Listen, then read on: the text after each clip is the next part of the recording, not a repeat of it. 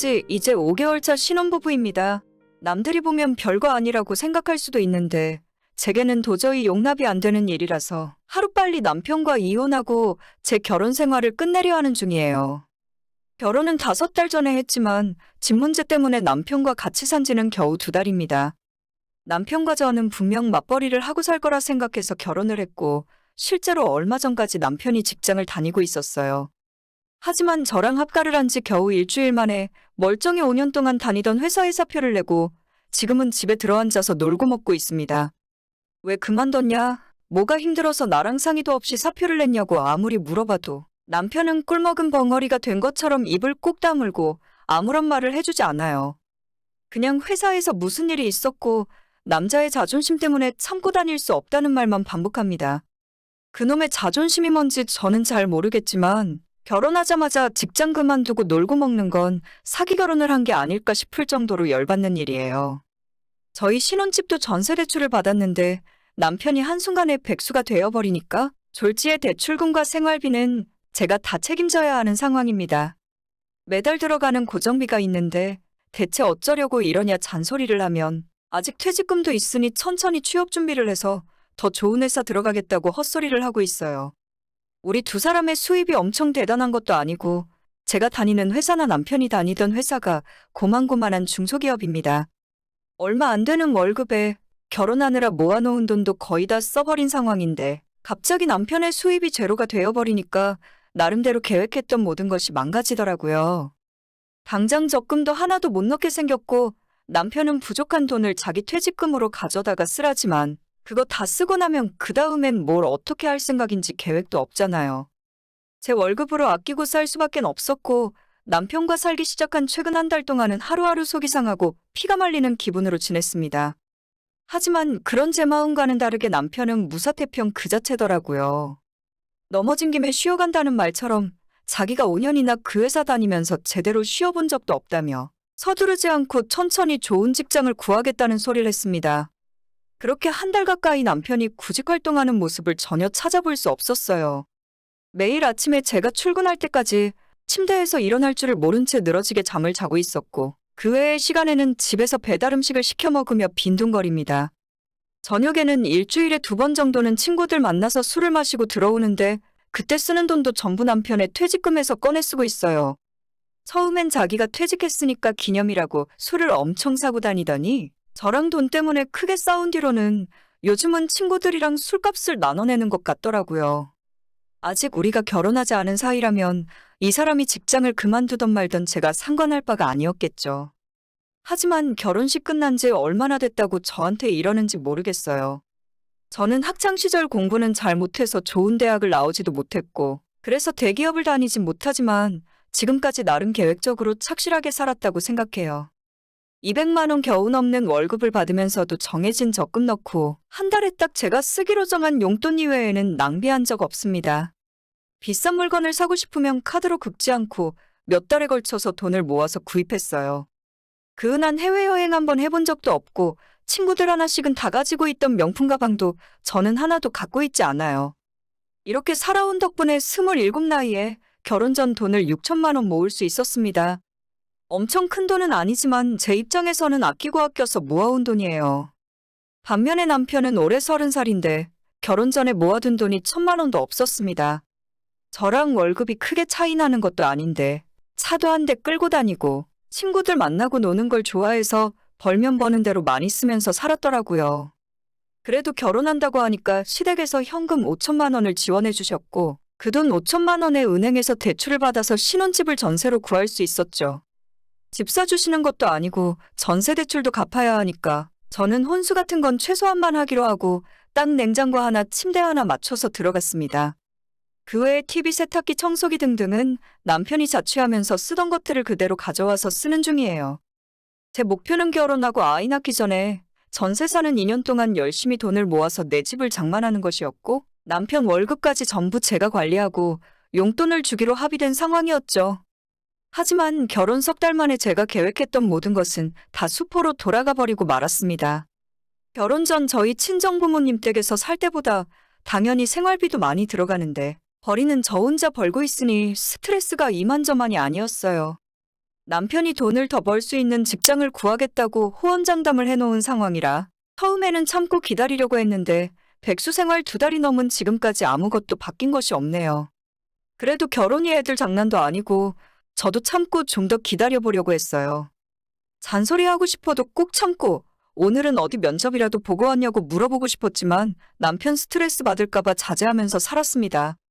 하지만 눈치가 없는 건지 아예 개념이 없는 건지 집에서 놀고 먹을 거라면 하다못해 청소기라도 한 번 돌리고 밥 정도는 자기가 챙겨 먹을 수 있어야 하는 거 아닌가요? 라면 하나 계란 후라이 하나 자기 손으로 해먹는 법이 없고 맨날 배달 음식 시켜 먹거나 그것도 아니면 제가 퇴근하고 집에 올 때까지 굶고 있습니다. 하루 종일 회사에서 스트레스 받고 머리 아픈 상태로 집에 들어오는데 현관문 열면 거실 소파에 들어누워서 TV를 보고 있는 남편 때문에 더 미칠 것 같아요. 밥도 안 해놓고 본인 아침 점심 먹은 거 설거지도 그대로 싱크대에 넣어놓고 끝인데 저녁 7시 넘어 퇴근한 제가 이 모든 것을 처음부터 다 해야 하는 현실이 너무 짜증납니다. 오늘 저녁은 뭐 해줄 거야? 라고 묻는 남편의 얼굴을 진짜 주먹으로 한 대 치고 싶더라고요. 처음에는 싱크대에 자기 밥 먹은 그릇 넣어놓을 때 물도 안 부어놓는 바람에 밥 풀이고 음식물 찌꺼기고 바짝 말라붙어 있더군요. 빨리 저녁밥 달라는 남편을 뒤로하고 말라붙은 그릇들을 설거지하고 있는데 너무 화가 나서 남편에게 최소한 당신 먹은 그릇은 설거지를 해놓던지 아니면 물에 담궈놓기라도 해야 하는 거 아니냐고 소리를 질렀더니 남편 한다는 말이 나 태어나서 설거지 한 번도 해본 적 없는데 였습니다. 그 말 듣고 포기했는데 제가 그 뒤로도 말라붙은 설거지를 할 때마다 미친 듯이 화를 내고 입에서 욕을 계속하고 있으니까 그래도 요즘 들어서는 물 정도는 부어놓더라고요. 설거지를 왜 못하냐고 기왕 물에 담궈놓는 김에 그냥 세제 묻혀서 그릇 닦고 다시 물로 헹궈 놓으면 끝이라고 했더니 자긴 할 줄도 모르고 깨끗하게 할 자신도 없으니까 억지로 시키지 말랍니다. 전에 다니던 회사에서도 하기 싫은 일을 억지로 자기한테 시키는 것 때문에 힘들었다면서 하고 싶은 일만 하면서 살고 싶다네요.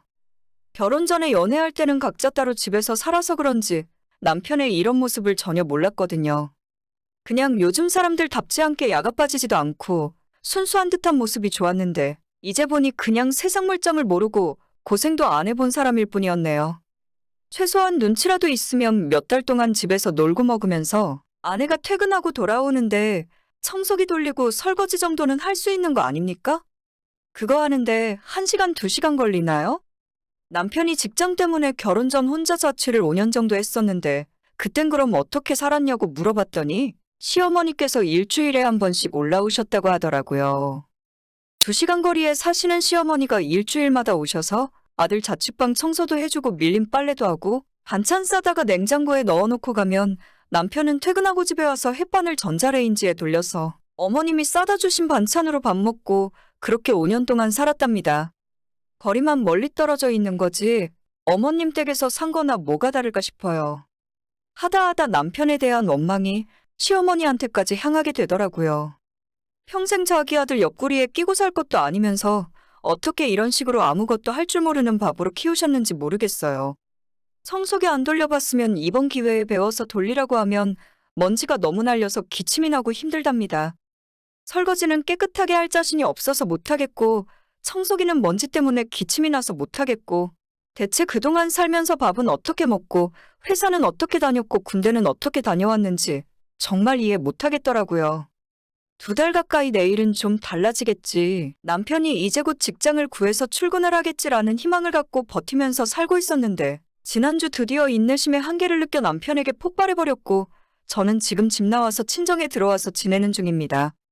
지난주 목요일에 아침부터 회사에서 바쁜 일이 있었고 직장 상사에게 혼나서 기분이 매우 좋지 않은 날이었어요. 점심을 먹고 오후 근무를 하면서 3시가 좀 넘었을 때 남편에게 문자가 오는 겁니다. 오늘 저녁에 삼겹살 먹고 싶다. 자기가 퇴근하면서 삼겹살 좀 사다가 구워주면 안 돼? 진짜 이 와중에 무슨 삼겹살 타령을 하고 있나 기가 막혔고 당장이라도 헛소리하지 말라고 욕을 퍼붓고 싶었지만 일단 한번 참기로 했어요. 나 오늘 너무 피곤해서 마트 못 들릴 것 같아. 당신 삼겹살 먹고 싶으면 집 앞에서 사다가 먹을 준비 좀 해줘. 라고 이야기했더니 남편이 그날 고기가 땡기긴 했는지 알겠답니다. 그렇게 6시 반까지 업무를 마치고 퇴근하고 집에 들어갔는데 지친 몸을 끌고 현관문을 열고 집으로 들어갔더니 남편은 여전히 거실 소파에 누워서 TV를 보고 있더라고요. 식탁 위에는 아무것도 준비가 안 되어 있었고 싱크대엔 남편이 점심 먹은 그릇이 그대로 담겨 있었죠. 삼겹살 먹자고 한 사람이 평소와 아무것도 달라진 게 없길래 오늘 고기 구워 먹자고 하지 않았어? 라고 물어봤는데 남편은 제게 냉장고를 열어보라면서 자기가 다 사왔다고 먹기만 하면 된다 하는 겁니다. 설마 하는 기분으로 냉장고를 열었는데 삼겹살은 물론이고 각종 쌈이며 버섯이랑 잔뜩 들어있더라고요. 물론 손질도 하나도 안 되어 있었고 그 와중에 파절임도 먹고 싶었는지 파채까지 사다가 넣어 놓았습니다. 진짜 이걸 언제 다 씻고 준비해서 구워 먹고 정리할까 하는 생각에 엄두가 나질 않더라고요. 그날이 목요일이었고 저는 다음날 아침에 출근해야만 했습니다. 오빠, 오늘 나 도저히 피곤해서 준비를 못하겠다. 내일 퇴근하고 삼겹살 구워 먹자. 오늘은 그냥 대충 있는 거 먹어.